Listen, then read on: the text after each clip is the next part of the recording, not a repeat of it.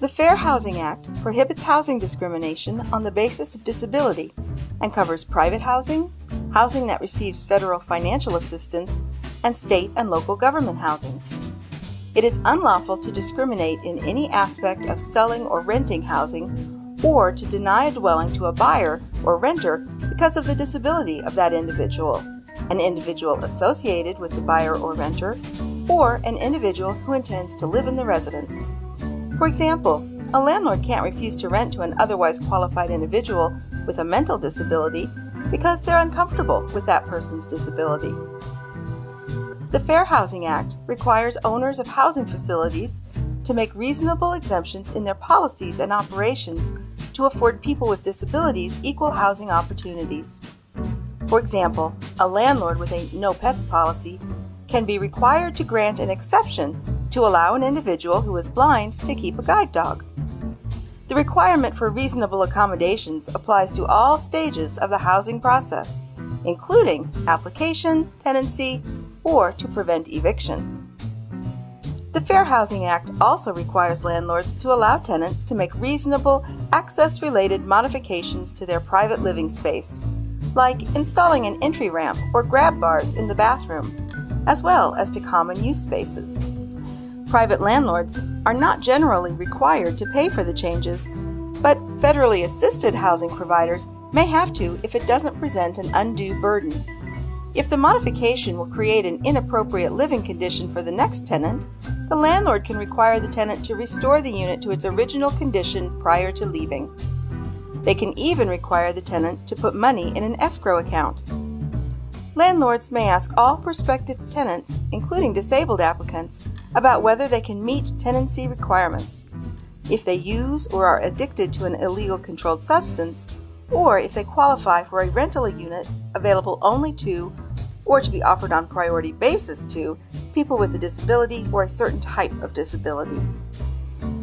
If there is not an accommodation request, a landlord can't ask about whether the applicant has a disability or about its severity. They cannot request medical records nor guide a tenant to a specific unit. A landlord may not exclude an applicant because of fear or speculation that a mentally ill or cognitively impaired person poses a danger. The landlord can assess, however, whether the individual is a direct threat by relying on trustworthy and objective information regarding current conduct or specific acts, such as threats or an assault on another tenant. The landlord must consider several factors, including the nature and severity of the risk of injury, the likelihood of injury, and whether a reasonable accommodation could eliminate the threat. The landlord must also consider whether the tenant's medication or treatment has eliminated the threat. If, after evaluating reliable and objective evidence, the landlord can ascertain that the individual poses a direct threat, then the landlord may reject the individual. In some cases, a disabled tenant will need to provide proof of their disability or proof of the relationship between the disability and the requested accommodation or modification.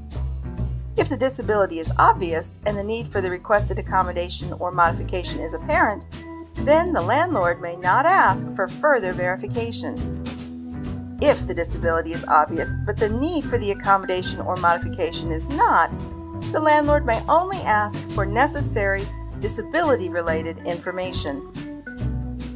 When a disability is less apparent, a landlord may request information that verifies the disability, describes the requested accommodation, and establishes the connection between the disability and the accommodation or modification.